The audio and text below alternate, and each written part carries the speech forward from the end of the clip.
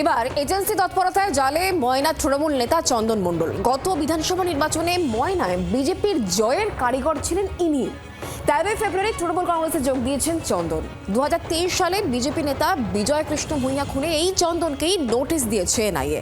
চন্দনের অভিযোগ প্রতিহিংসা। বিজেপি বলছে শাসক দলের পতাকাবাহক পুলিশ, আর এনআইএর সঙ্গে বিজেপির কোনো যোগ নেই বলেও উল্লেখ করা হচ্ছে। जिंदाबाद जिंदाबाद तृणमूल कांग्रेस जिंदाबाद जिंदाबाद जिंदाबाद अभिषेक बनर्जी जिंदाबाद जिंदाबाद जिंदाबाद मामाटी मानुष जिंदाबाद जिंदाबाद। ময়নার ভূমিপুত্র চন্দন মণ্ডল মানুষের কল্যাণে বাম রাজনীতিতে পা রেখেছিলেন বলে দাবি করে থাকেন, কিন্তু রাজ্যে পালা বদলে বামেদের খাতা শূন্য হতেই বিজেপিতে পা রাখেন।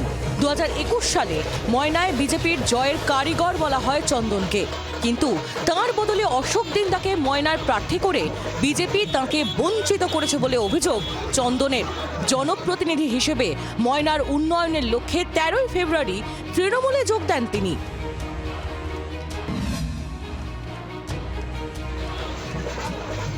ময়নায় এখন তৃণমূলের পতাকা ধরে জনসংযোগে ব্যস্ত চন্দন। ঠিক এমন সময় কেন্দ্রীয় এজেন্সির নজরে তিনি। চন্দনের দাবি, 2023 সালে ময়নায় বিজেপি নেতা বিজয় কৃষ্ণ ভূঁইয়ার খুনের মামলায় এনআইএ নোটিশ দিয়েছে তাকে। প্রতিহিংসার রাজনীতির দিকে ইঙ্গিত করে বিজেপিকে তোপ দেগেছেন চন্দন, যদিও তা উড়িয়ে দিয়েছেন ময়নার বিজেপি বিধায়ক অশোক দিন্দা। আমি তখন এখানে নেই, আমি একটা প্রোগ্রামে গিয়েছিলাম, বাড়িতে এনআইএর নোটিশ এসেছে, বিজয় ভূঁইয়ার মার্ডার কেসের নোটিশ, মানে অন্য কোনো নোটিশ নয়, এনআইএর তদন্তে ডাকতে পারে, কিন্তু বিজয় বাবুর মার্ডার কেসের নোটিশ আমার কাছে এলো। কি জঘন্য রাজনীতি করে বিজেপি, আপনারা দেখে নেন। টিএমসি অনেক কিছু অনেক রকম বলবে, এনআইএ কি আমাদের বিজেপির লোক নাকি, না বিজেপির ফ্ল্যাগ ধরেছে টিএমসি পুলিশের মতো।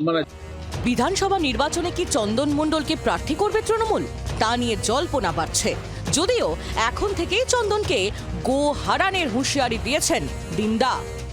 এভাবে যখন রাজনীতি করে মানুষকে ভুল বুঝিয়ে ভোটে জেতা যায় না। তাই আমাকে যারা ভালোবাসেন, সারা ময়নার মানুষ, সে বিজেপি তৃণমূল সবার কাছে আমার আবেদন, এই ভুল চক্রান্তকে আপনাদের রুখতে হবে। তলায় তলায় মার্ডারদের সাথে সম্পর্ক রাখবেন তো এনআইএ নোটিশ পাবেন। ওনাকে নোটিশ কেন, ওনাকে দাঁড় করিয়ে 20-25 হাজার ভোটে হারাবো, ওসব ভাবি না। বুধবার বেলা 11টায় কলকাতায় এনআইএ দফতরে হাজিরা ছিল চন্দনের। তিনি যাননি, আপাতত আইনি পরামর্শ নিচ্ছেন বলে জি24 ঘন্টাকে জানিয়েছেন চন্দন। এনআইএ আমাকে ডেকেছে, নিশ্চয়ই আমি এনআইএকে সব রকমের সহযোগিতা করব আমার উকিলের পরামর্শ নিয়ে। বিজয় কৃষ্ণ খুনে দোষীদের গ্রেফতারির দাবিতে একটা সময় তৃণমূলের বিরুদ্ধে আন্দোলন করেছিলেন চন্দন। সেই চন্দনকেই ভোটের মুখে এনআইএ তলব করায় রাজনৈতিক মহলে বিতর্ক। ভোটের মুখে বিজেপি ছাড়াই কি তাঁর কাল হলো, সেই প্রশ্নই উঠছে। পূর্ব মেদিনীপুর থেকে কিরণ মান্নার রিপোর্ট, জি24 ঘন্টা। বাংলার আওয়াজ, বাঙালির আবেগ, জি24 ঘন্টা।